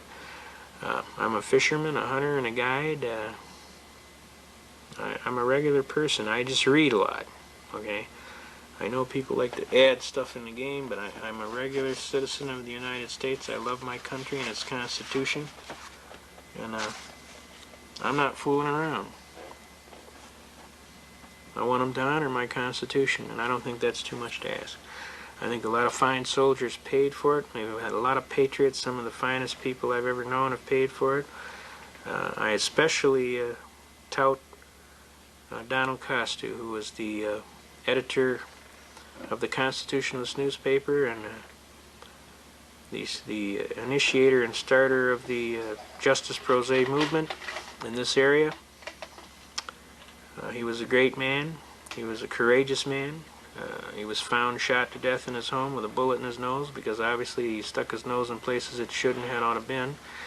He was a tireless defender of the people and the Constitution. Many a time we cruised the countryside doing meetings hither and yon. He wore a white cowboy hat, which we used to joke about. Good guys wear white hats. He was an exceptional personality. He lost everything he owned, fighting to the death.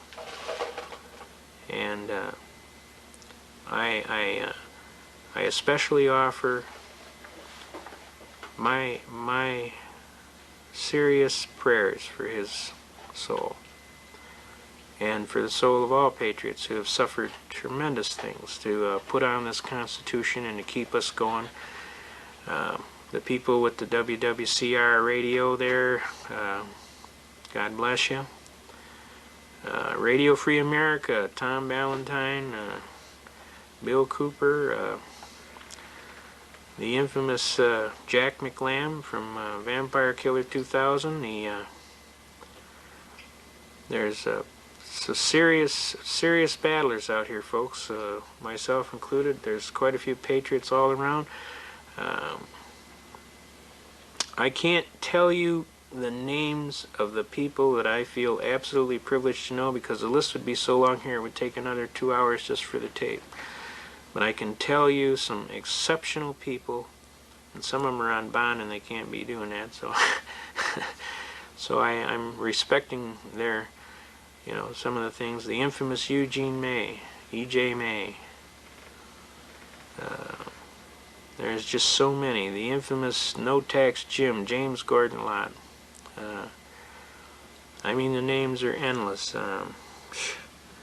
So I'm telling you folks out here, there's a lot of good people out here that are pulling for you, that have risked a whole lot, have gone to jail, have stood out in rain protesting. The infamous Dave Franklin, who is one of the most leading arguers on constitutional issues of admiralty and maritime jurisdiction. The outstanding Art Morris, who published the book The Greatest Swindle Ever Told, which is about 4,000 pages of documentary evidence on income tax situations. We're going to share you a couple of arguments in the end, and then we're going to kind of close it off here until the next time. But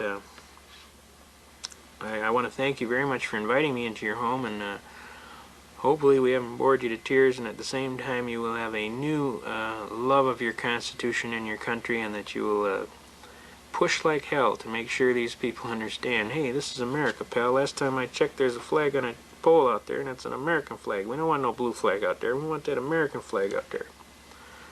And we got a Constitution, and we're going to keep it. If you don't like it, move. Preferably someplace out of here, like Russia or other places. If you like that kind of government, go for it. Knock yourself out. That's what free America is all about. You got a right to any idea you like, just so you don't injure your neighbor.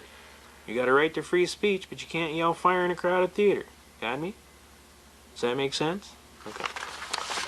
So if you don't like it here, move.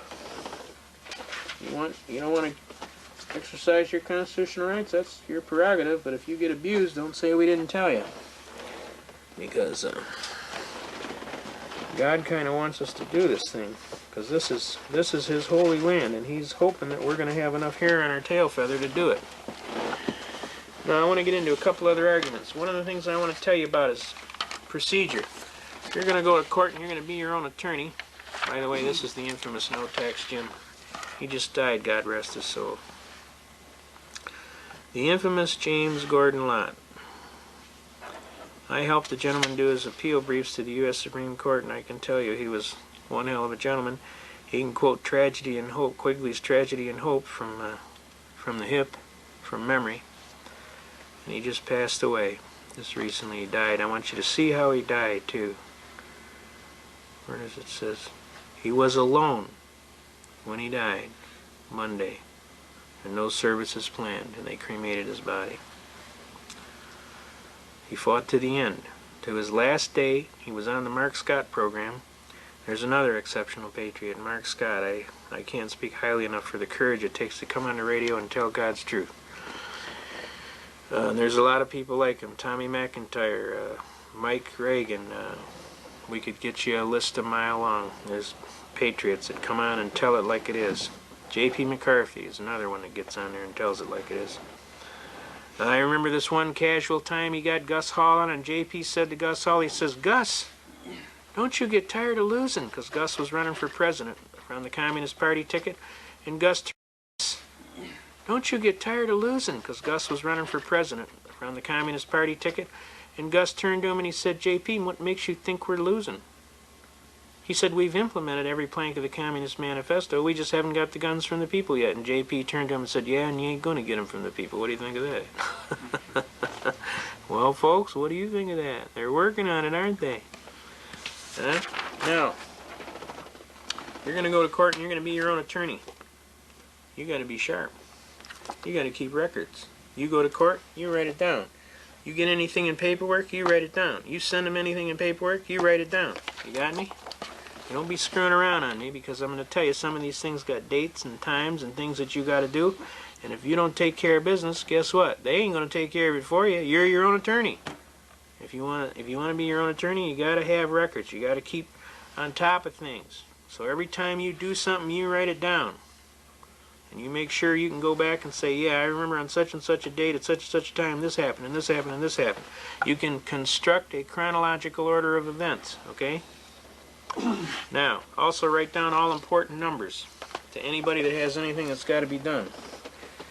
Okay, now, what we want to get into is we want to get into some serious arguments on taxes. Okay? And also, we should tell you that if anybody violates your rights,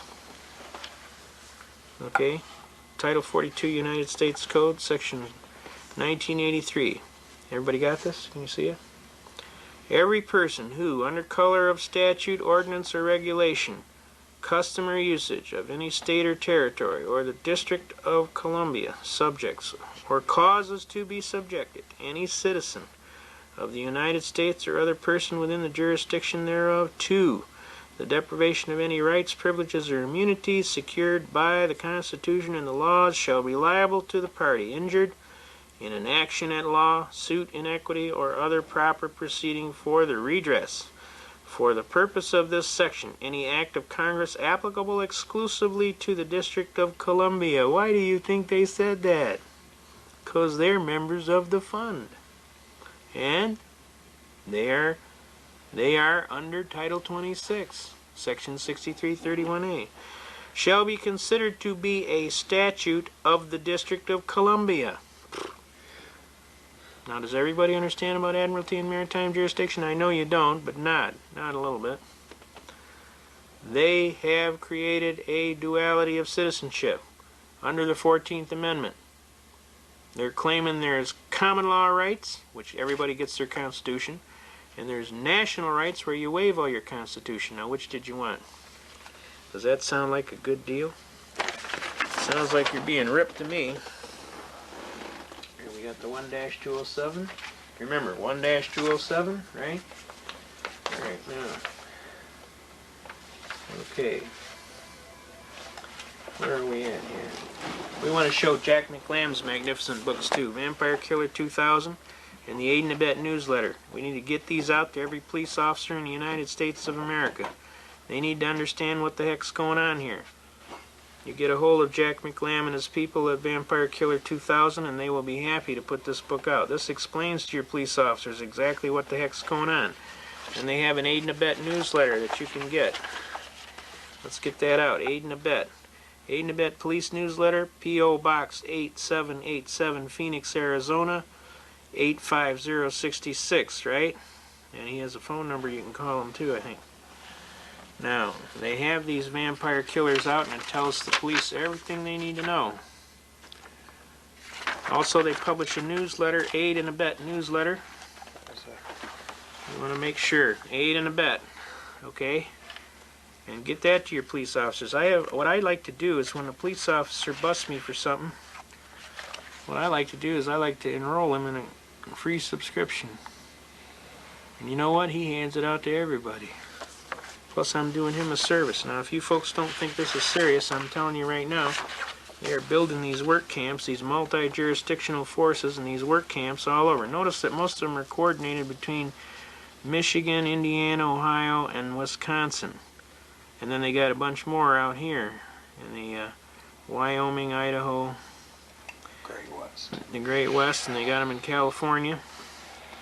Then they got these detention facilities. Everybody paying attention to these detention facilities? Notice where most of them are, and what they call them is regional prisons. Look at all the ones here in Michigan, Indiana, and Ohio, or Illinois. There's a bunch of new ones since then, too. Yeah, there is. I know there is. And they prop up and they call themselves...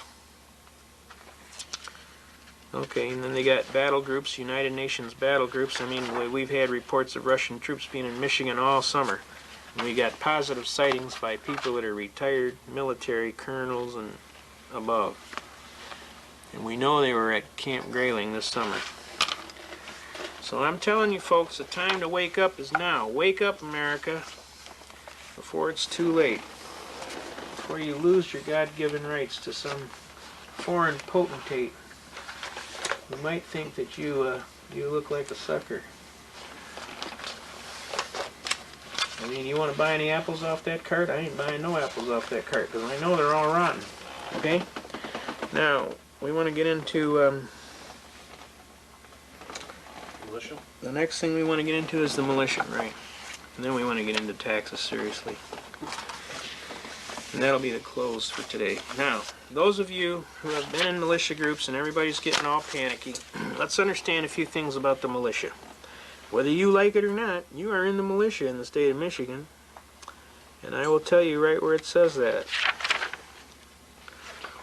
Article 17, militia, right here. What does it say? And this is from the 1850 Constitution, all the way back in our state to the Northwest Territories treaty, they have a militia. But this is an example of what they're talking about. The militia shall be composed of all able-bodied male citizens between the ages of 18 and 45 years, except such as are exempted by laws of the United States and of the state, but all such citizens of any religious denomination whatever who from scruples of conscience, all right? In other words, if you're a conscientious objector, may be adverse to bearing arms, shall be excused therefrom upon such conditions as shall be prescribed by law. And they have conscientious objector statuses, okay? Then you go to the 1908 Constitution, just to show you that this is the God's truth here. 1908 Michigan Constitution. The Michigan militia shall be composed of all able-bodied male citizens between the ages of 18 and 45 years of age, except such as are exempted by laws of the United States or of this state, but all such citizens of any religious denomination who, from scruples of conscience, may be adverse to bearing arms, shall be excused therefrom upon such conditions as shall be prescribed by law. Okay? Now, that's the 1908 Constitution. Now you come up here, now this just lets you know the trend here. Now, we're in the 1963 Constitution, and in the 1963 Constitution,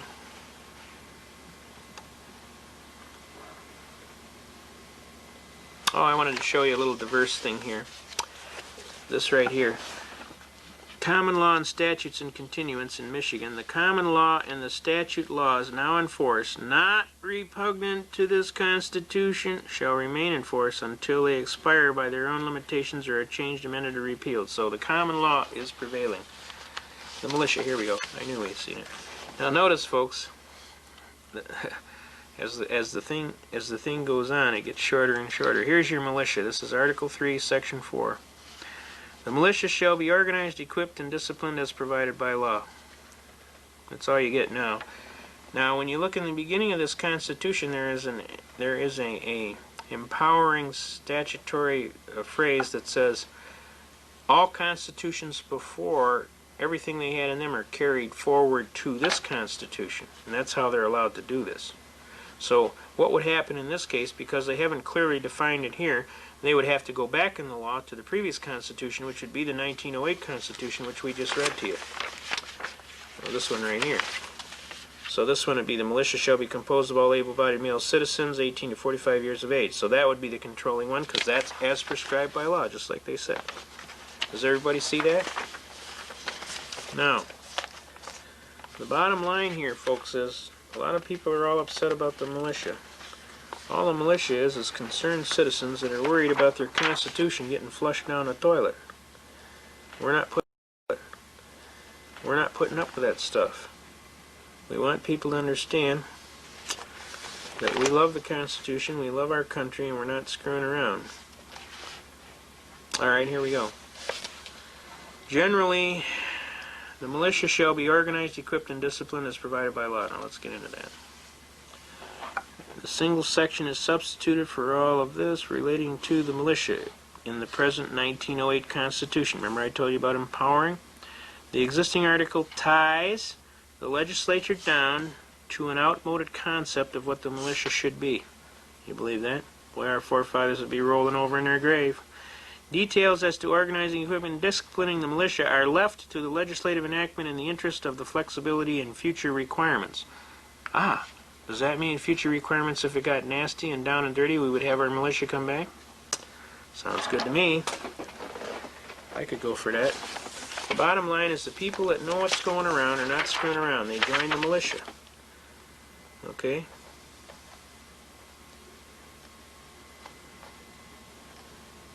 Alright, now Article 10. Alright, here we go. Here we go. Article 9. Let's pull this out. The militia, organization and discipline. The legislature shall provide by law for organizing and disciplining the militia in such manner as they shall deem expedient, not incompatible with the Constitution and the laws of the United States. But they're not doing it, right? The legislature shall provide for efficient discipline of the officers commissioned and non-commissioned, and the musicians and/or may provide by law for the organization and discipline of the volunteer companies. Volunteer companies. Notice that. Volunteer companies, huh? Officers of the militia shall be elected or appointed in such manner as the legislature shall from time to time direct and shall be commissioned by the governor. The governor shall have the power to call forth the militia to execute the laws of the state, to suppress insurrections and repel invasions. That's what our forefathers had in mind when they had a militia. Now, if they're going to invade us, they're going to change our money, they're going to shut down our Constitution. That's why the militia needs to be organized. That's why you need to be down there talking to a militia. That's why you need to be joining the militia. I don't care what church you go to. I don't care what color, national origin, ethnic background you come from. You need to be down to the militia, and you need to be talking to them folks about this is the United States of America, and I will protect it and its constitutional form of government. And by doing that, if we do it in sufficient numbers, most probably what will happen is the New World Order scammers will realize, the people woke up, we screwed up. We'll have to wait another 300 years to try and pull it again. And let's hope that's what happens. If that isn't what happens, then the militia will defend the Republic, just like what our forefathers intended. And we will defend the Republic, as we always do, with vigor. And we will have a government by Constitution. That American flag will be on that pole out there, and anybody that wants to try something different, hey, knock yourself out. But plan on a very severe battle, because we will never give up the United States of America, its constitutional government, or our American flag, or our American heritage. So this idea that you're going to wear us out, tie us down, otherwise skew us around is nothing but a lot of hoodoo. It ain't going to happen in your lifetime. As a matter of fact, your lifetime may not be that long either. Because we try traitors in this country. And the bottom line is the penalty for treason is death. And it's not our purpose to threaten or coerce or otherwise intimidate any person, but we want you to understand that this is the United States of America, this is a country governed by constitutional law, that constitutional law prescribes penalties for criminal acts, and that those criminal acts can be punished by lawful means. We're asking all persons that are involved in all walks of government or any areas of the law to please, please, please, let's get back to the Constitution and quit screwing around. Let's just get back to what's supposed to be done and quit screwing around. Pull back your Federalist Papers and let's start reading. You're going to find out everything that's in this book is directly applicable today. We need to do it over. We need to get back to a gold and silver standard. We need to get back to a serious means of trade expedience that's going to hold the standards of our country even. We won't have this inflation. We won't have this ridiculous market situation. We're asking you, please, before God, we're asking you, We want our Constitution. We want it back. We want all of the American principles that we stand for, that our brave soldiers died for. And we're asking you to please quit screwing around. Let's get down to brass tacks. You've been feeding the pablum to the babies too long. We're way, believe me, we're way ahead of you. You may not think so, but I'm here to tell you, we're way ahead of you. You're going to wake up someday and you're going to be shocked. We're going to be all standing out there smiling. Because you're going to be the one that's asleep, not us. We know what we're talking about. We're not fooling around. We want you to honor our Constitution. God bless America. We want you to keep us safe. We want to be into the 21st century stronger than we were in the 17th century. We're not fooling around, so please. Now we can go into this book, and this book clearly establishes they never wanted to have a militia or a standing army. They only trusted. You listen to some of these arguments in here. Okay? But it is said that the laws of the Union are to be the supreme law of the land. What inference can be drawn from this, or what would they amount to if they were not to be supreme? It is evident they would amount to nothing. A law, by the very meaning of the term, includes supremacy. It is the rule which those to whom it is prescribed are bound to observe.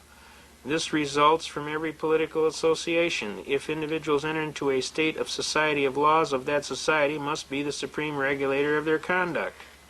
If a number of political societies enter into a larger political society, the laws which the latter may enact pursuant to the powers entrusted to it by its constitution must necessarily be supreme over those societies and the individuals of whom they are composed of. It would otherwise be a mere treaty dependent on good faith of the parties, and not a government, which is only another word for a political power and supremacy. But it will not follow from this doctrine that acts of larger society, which are not pursuant to its constitutional powers, but which are invasions of the residuary authorizes of the smaller societies, will become the supreme law of the land. These will be merely acts of usurpation, which is kind of what's going on, and will deserve to be treated as such. Hence we perceive that the clause which declares the supremacy of the laws of the Union, like the one we have just before considered, only declares a truth which flows immediately and necessarily from the institution of the federal government. It will not, I presume, have escaped observation that it expressly confines the supremacy to laws made pursuant to the Constitution, which I mention merely as an instance of caution in the convention, since the limitation would have been to be understood through, though it had not been expressed. Though a law, therefore, for laying a tax for a use of the United States would be supreme in its nature, and could not legally be opposed or controlled, yet a law for abrogating and preventing the collection of a tax laid by the authority of the state, unless upon imports and exports, would not be the supreme law of the land, but an usurpation of power not granted by the Constitution. As far as an improper accumulation of taxes on the same object might tend to render the collection difficult or precarious, this would be a mutual inconvenience, not arising from the superiority or defect of the power. Now we want to get into some serious arguments here. We want to go to page 108. About the middle of the page. Except as to the rule of apportionment, the United States have indefinite discretion to make requisitions for men and money. That means they can ask. But they have no authority to raise either by regulations extending to the individual citizens of America. That's why we don't have a Title 26 that applies to you. The consequences of this is that, though in theory their resolution concerning those objects are laws constitutionally binding on the members of the Union, yet in practice they are mere recommendations which the states observe or disregard at their option. This is the intent of the framers. Cohen versus Virginia, 632-1821 says this is the exact intent. Is it pretty hard for you to understand what their intent was? They never intended to have an internal revenue. Ever. They hated people that operated like that operated a tyranny against the people. Alright, let's get on with this. Wise politicians will be cautious about fettering the government with restrictions that cannot be observed, because they know that every breach of the fundamental laws, though dictated by necessity, impairs that sacred reverence,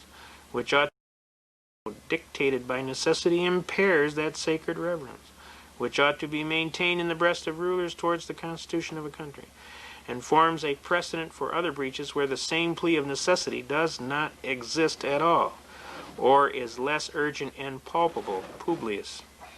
And it teaches us, in addition to the rest, how unequal parchment provisions are to struggle with public necessity. You know, I mean, you start reading. You gotta read. Don't sit there like a bump on a log. Read. Get all kind of good stuff going here. I could sit here and read this to you all night. This Constitution and the laws of the United States which shall be made in pursuance thereof, and all treaties made or which shall be made under the authority of the United States, shall be the supreme law of the land, and the judges in every state shall be bound thereby. Anything in Constitution or laws of any state to the contrary is notwithstanding. The indiscreet zeal of the adversaries to the Constitution has betrayed them into an attack on this part of it, as also without which it would have been evidently and radically defective. To be fully sensible of this, we need only suppose for a moment that the supremacy of the state's constitution had been left complete with a saving clause in their favor. In the first place, as these constitutions invest the state legislature with absolute sovereignty in all cases not excepted but the existing Articles of Confederation, all the authorities contained in the proposed constitution. Remember I told you about how they tied them together? So far as they exceed those enumerated in the Confederation, would have been annulled. See that? And the new Congress would have been reduced to the same impotent condition with their predecessors. I mean, these people were wise way beyond their years. And this talks about the militia. They never wanted to have a standing army. Never. They always wanted the people to defend by a militia. They wanted the militia to be there ready to kick tail if there needed to be. They wanted to have a Paul Revere running down yelling, "The British are coming, the British are coming," or whoever. Somebody. They called them Minutemen. They call them Minutemen for a reason, because they wanted you to grab your kit and be out on the road in a minute, ready to kick tail and repel all borders. That's the way our forefathers thought. Now, they were wise men who had come from a tyrannical environment in the European marketplaces. They knew exactly what was going on, and they weren't screwing around. And the bottom line is they were deadly serious, and they were ready to sign their life. They pledged their life, their future, their fortunes, and everything so that we could have this Constitution. And I think we kind of owe them a debt, because a lot of them died miserably as paupers because they dared to sign the Declaration of Independence, and the king went after them with a vengeance. Do you understand? Now the bottom line here is we got a duty, and we're going to finish this thing up. We want to do some stuff on taxes, and then we're going to be out of here. We're going to do two things on taxes. One is going to be on Title 31 United States Code Section 742, and we're going to rattle it off. If you want the argument later, you'll have to get back with us, okay? Title 31 United States Code, and we're going to quote it. Except as otherwise provided by law, all stocks, bonds, treasury notes, and other obligations of the United States government shall be exempt from state, municipal, and local authority. This exemption extends to every form of taxation that would require either the obligations or the interest thereon, or both be considered directly or indirectly in the computation of the tax. See Memphis Bank versus State of Tennessee et al. Garner. Notice this is Memphis Bank versus State of Tennessee et al. Garner. Everybody got that? That's recorded at volume 459, U.S., page 392. Okay, right here. Okay, can you see that? Okay. Now, what this case is this is a Supreme Court case that says that Title 31 United States Code Section 742 is the supreme law of the land. And it does so on a diversity of tax arguments based on discriminatory franchise of bond holdings. But basically what the Supreme Court said was Title 31 Section 742 was the supreme law of the land. And recorded right in here is exactly what I just quoted to you. Right here, except as otherwise provided by law. Notice it says all stocks, bonds, treasury notes, and other obligations of the United States shall be exempt from state taxation by or under state or municipal or local authority. Now what does this mean? What are they talking about here? This exemption extends to every form of taxation that would require that either the obligations or the interest thereon or both be considered directly or indirectly in the computation of the tax. This is a unique tax argument. See, when the states went off the Article 1, Section 10 gold and silver standard, you can't pay anyway because of Michigan Compiled Laws Act 21.153. You cannot tender anything other than gold or silver coin to an officer of the government without being a party to a felony. On top of that, how do they figure the taxes? Let's look at our property taxes. This is a big issue. A lot of people get involved with this property taxes. They're tired of being taxed right out of their home. This tax argument is specifically for you. They come to your house, they set a value on your house, they tell you that, your house is worth $100,000, so we're going to tax it at a 50% interest, which would be $50,000. That's a 50% amortization value. We'll figure your house is a $50,000 bracket area, and then we're going to go 7 points on that, 7%, or whatever the percentage is. Now, stop for a second here. How did they figure the value on your house? Well, they said $50,000. There is no dollars. What dollars? You ain't got no dollars. You got dollars? I ain't got no dollars. Dollars of what? Dollars of coffee beans? I don't think so. The bottom line is they talking Federal Reserve notes, and they're putting the commodity item at the reserve notes. Now, what did they just do? Except as otherwise provided by law. All stocks, bonds, treasury notes. What is a Federal Reserve note? It's a treasury note. And other obligations of the United States. What obligations? Title 12, Section 411 says the said notes shall be deemed to be obligations of the United States government. Whoops. Now wait a minute. Let's look at this again. Except as otherwise provided by law, all stocks, bonds, treasury notes, and other obligations of the United States shall be exempt from taxation by or under state or municipal or local authority. Does that mean they can't figure a tax by using obligations to the United States government? You're right. You're absolutely right. This exemption extends to every form of taxation that would require either the obligations or the interest thereon, or both be considered directly or indirectly in the computation of the tax. Now, what are they doing when they figure this 50% amortization of value, and then they add so many points percent on, and they attack that on, and then they say, well, you owe us this much? Aren't they using Federal Reserve notes indirectly? They are, aren't they? And they're forbidden from doing that. And the Supreme Court says this is the supreme law of land. Well, guess what, folks? This case was originally brought in the matter of People v. Shepard out of Lansing. And after that case, they went in all the law books and they pulled out Title 31, Section 742. That's how scared they are of this title. And we went to Shepard Citations, and we noted that in Shepard Citations there was no note that says annulled, repealed, or otherwise transferred to some other law. There's a hole there, folks. It starts at Title 31, Section 734, and then there's a hole, and then it goes to 752. What happened here? They went in all the law books and pulled this argument out. Why do you think they did that? Because every state in the Union that went off the gold and silver standard under Article 1, Section 10 was locked out of taxing the citizenry in any capacity by the use of obligations of the United States government. That's the only thing you got in your hand, folks. So rather than play that game, they went in all the law books and pulled it out. Then they went in Shepard Citations, and instead of putting a note down there as to what happened, they just created a void. What is that evidence of? Fraud. Fraud. Does not fraud void the contract? Last time I checked, it did. Now, I want you to pay attention to this stuff and get locked in on this argument, and don't try this until you've at least practiced a little bit. But anybody that's getting jammed on their property taxes or any other taxes for the state, lock their heels, is all I got to say. Okay? Now, we're going to go into one last argument on income taxes. And I'm not advising you as your attorney. I'm telling you what I have found as a scholar.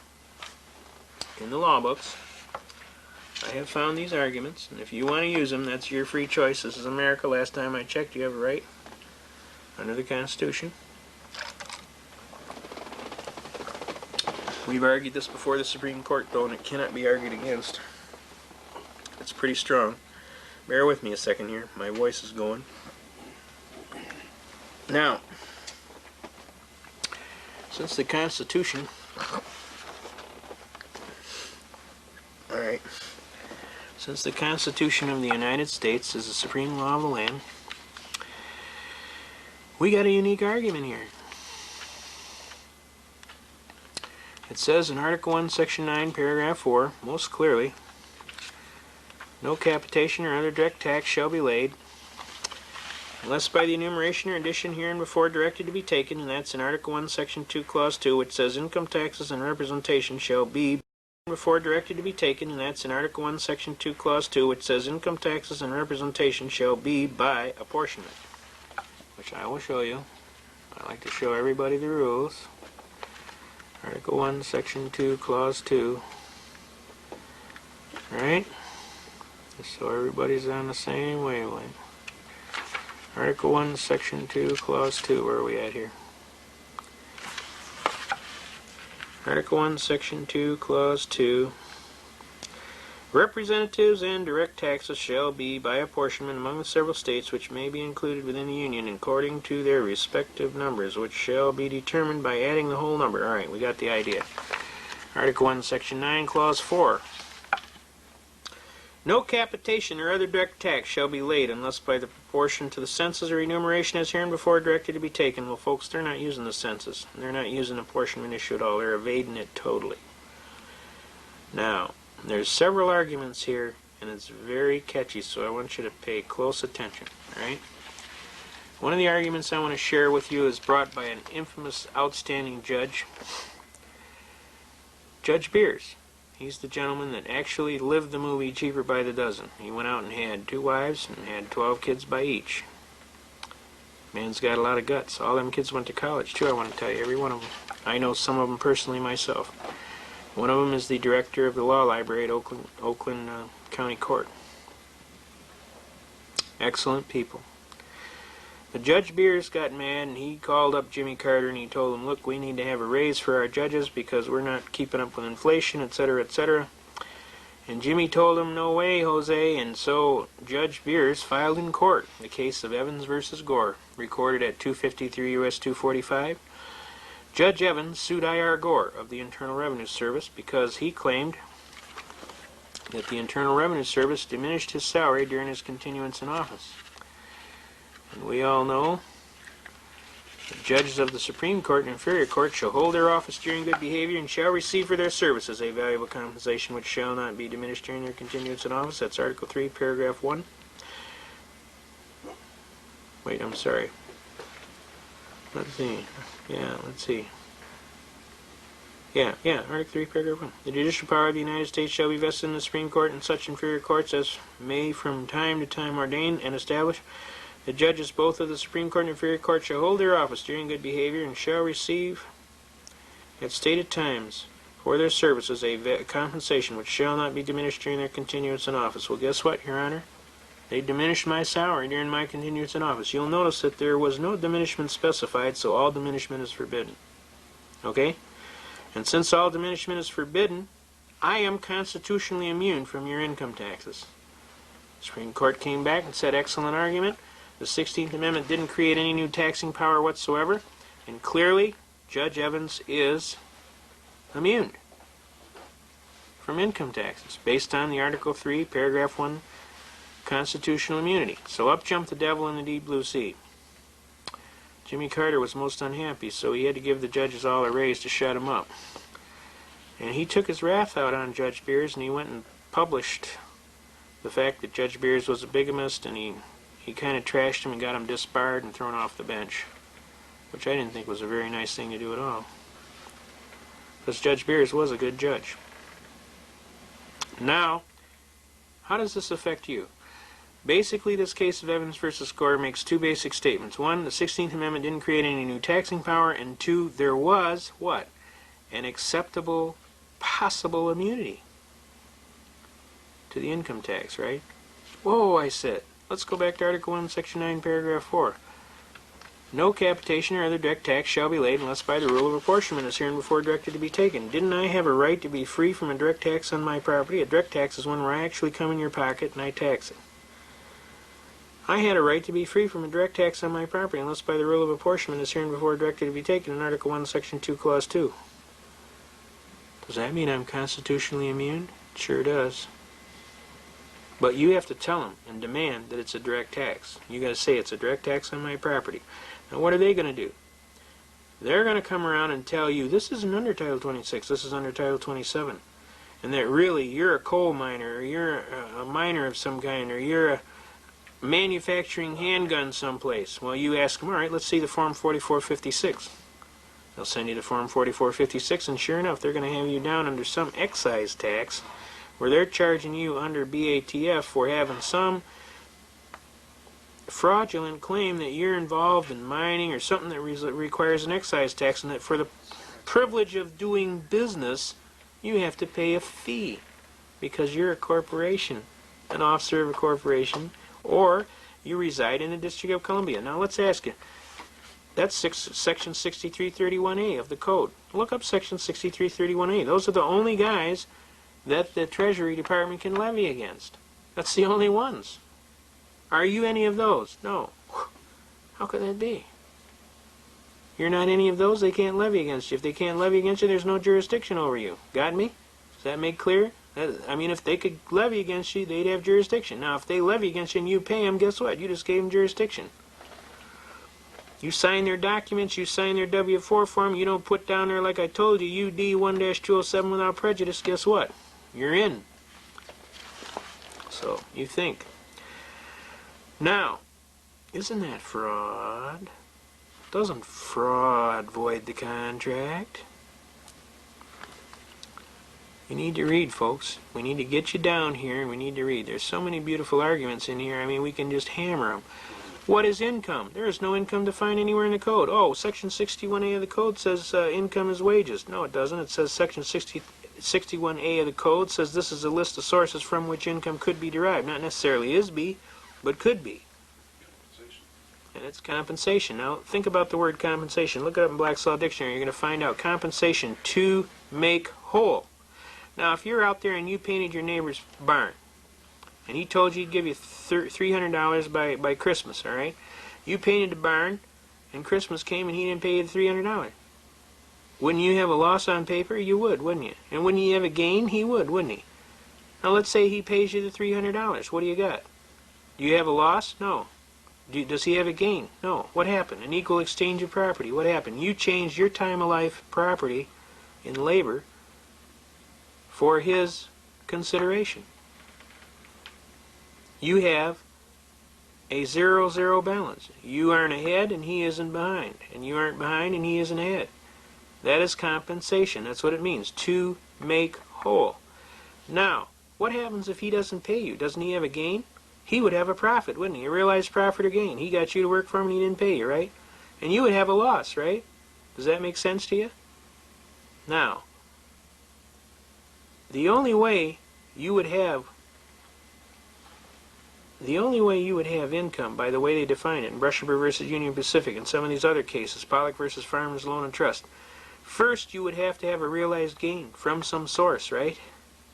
Before the period under consideration happened. Now, did you get paid any more than you agreed to? You didn't, did you? You got paid $300. You agreed to $300, you got $300. If you got $301, you had a gain. And if you were a corporation, an officer of a corporation, and a person that resided in the District of Columbia was an officer of the government, you'd have a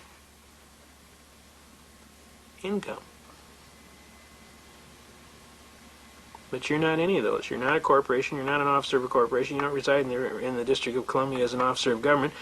So you're, first of all, not even in the game. Second of all, you didn't receive anything above what you bargained for. Okay? So you don't have a realized profit or gain before the period under consideration was commenced, so you don't have any income. What you have is compensation. Before it can become income, it would have to be corporate property, you'd have to be a corporation, and you'd have to have a realized profit or gain. You don't have that. So don't tell anybody you have income, you ain't got none. Every time you volunteer to get in that, you get in trouble. Don't volunteer. Didn't they tell you that in the Army? Don't volunteer. You volunteer, you get the broom, and you get to drive it around the floor. Just ask me, I'll tell you. I know. Now, the bottom line is this. There's a lot of things that you need to know. The biggest thing is that you need to get a hold of one of these books, and you need to read it, cover to cover. And you need to be able to rattle it, just like I told you. And you need to trust your God in heaven above, in whom you should put all your trust and love.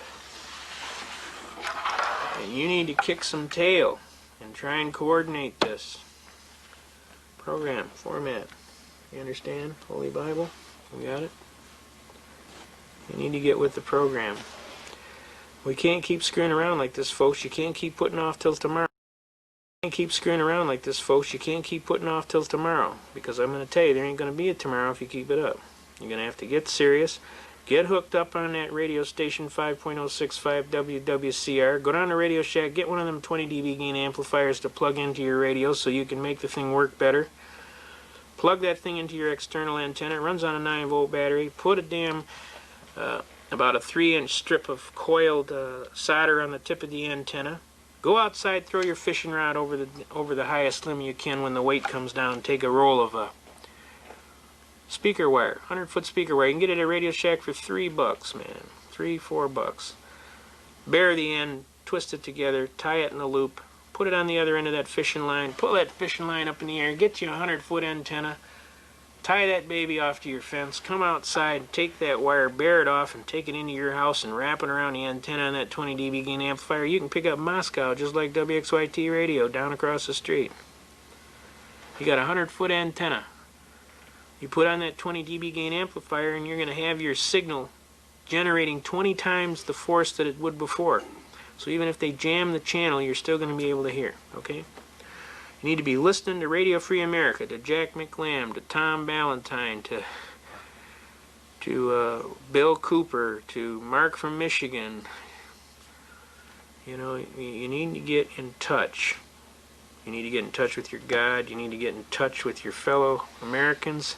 You need to get down to the militia. You need to quit screwing around, sitting on the couch, watching the ball game and the life going by and nothing's getting done. You understand? You need to get out there and hit a couple of these patriotic meetings and listen to some of these folks talking that are trying to save you and your country. And you need to start realizing that you need to put your money where your mouth is. It's like, you know, put up or shut up. Because I'm telling you, if you don't do something soon, you're not going to have a country. What you're going to have is a chain around your ankle. And you're going to be pissed. So I'm telling you, the time is now. You know, you want to be a son of liberty or a daughter of liberty, the time is now. Do not put off till tomorrow what you can do today, because there won't be a tomorrow if you do. Just start putting one foot in front of the other, make up your mind you're going to do this, go get you one of these constitutions, and let's get serious business about America, and let's bring her back to the way she was. We need to pull that baby back into the wind and take that ship out, leave that flag flying high, and we tell anybody to their face, you know, we leave you to your proofs, pal. You touch my flag and God's going to get you tonight. Don't touch my flag. Don't touch my country. Don't touch my Constitution. I'm going to wish you God bless America. We love you, America. I love Jack McLam's phrase, never to the New World Order. It'll never happen in your lifetime. You got to quit smoking that stuff. It ain't no good for you. You may think you're going to get away with it, but I'm here to tell you it ain't going to happen in your lifetime. You just keep wishing in one hand, doing something in the other, and see which one fills up faster. You're going to find out real quick. The United States of America is the most serious country in the world. Our people are the most generous, kind, and aggressive. And I'm telling you, we love our country, we love our flag, we love our Constitution, and we're not giving it up for anybody, especially a bunch of Yahoo bankers, okay? So, let them understand. Let the word go out and let them find out. We're not fooling around. So I'm going to wish you good night. God bless America. Long live the Constitution. God bless all of the fine folks that are standing up and being counted. God bless all the fine soldiers that have given their very life and are still to this day giving their life. Now, come on, folks. Let's not fool around here. You go down there and you grab a hold of one of these congressmen and let them understand, hey, I don't care what about your Bill 666. You're not changing the Fourth Amendment. You're not doing nothing. You got that? You want to get elected next time? You better listen up, pal. We might even just charge you right in an open court of law with an open indictment for treason. Now quit screwing around with my Constitution. Oh, I wanted to give that number out. We want to give that number out. We don't want to let that guy get away. We don't want to let that guy get away. Yes, sir. Let me get something here. Yes, yes, yes. Let me give you a number, folks. You need to call this congressman and let him understand. Say what? Say you gonna what? You be talking some heavy trash. It'll be over by then. We aren't gonna fool around with you. Here. We're not gonna fool around with you. God bless America. Let me get this beauty out here. Now, you're going to get a treat. God's going to give you a treat tonight. This congressman's got this idea that we don't need the Fourth Amendment anymore. His name is Bill, or William, McCollum, spelled M-C-C-O-L-L-U-M. His phone number is area code 202-225-2176. He'd like to hear from you about the Fourth Amendment. You need to call him and tell him, do not touch my Constitution. Period. Do not change the Fourth Amendment, not even a little bit. We want our right to be free from an unreasonable search unless with a warrant, duly signed by a judge of the court, duly before a sworn magistrate where the guy swears that this is a true, in fact, case, this is the evidence to be seized, the person to be charged, and we want them to be able to hold that right up and say, we're not changing that today, sir. And if you got a problem with that, find another job, but you're fired. Got me? We're all going to learn a new term. It's only 2 words. Now listen closely. Can all of you say constructive fraud? Constructive fraud! Did you ever get the feeling as you're staring at the ceiling that this game of life we play ain't fair? Seems as fast as we can make it, there's a hand that grabs and takes it till they plant us in a grave somewhere. Like a rodent on a treadmill, we keep pushing for it uphill, but we never seem to get too far. Well, if you think you're being taken, then you're ready to awaken to the truth of what we really are.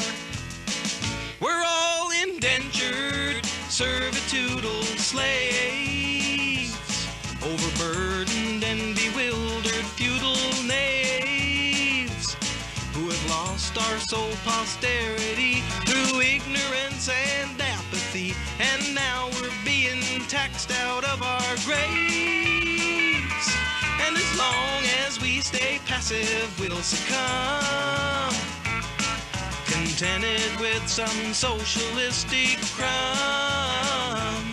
Well, the naked truth and fact is we're all saps who pay our taxes, and that is why the banksters keep us dumb. Could the state of our condition be the product of omission, what we didn't learn in public schools? And did our fathers all through history all fight and die for liberty so we could play the tyrants fools? And can you call it education when it's all indoctrination to obey the hidden powers that be? Did we fight the revolution? Did we win the world wars just to slumber into slavery? We're all indentured, servitudal slaves, overburdened and bewildered feudal knaves, who have lost our sole posterity through ignorance and apathy, and now we're being taxed out of our graves. And as long as we stay passive, we'll succumb, contented with some humanistic crumb. Well, the naked truth and fact is we're all saps who pay those taxes, and that is why the banksters keep us dumb. While Franklin and Eleanor were telling us they hated war, they made a deal behind our backs. They said the bankers could enslave us for a portion of our wages, and today we call it income tax. But what they failed then to tell us was the way they planned to sell us into statutory slavery. Now it's called constructive fraud. Some even claim the wrath of God. I call it social insecurity.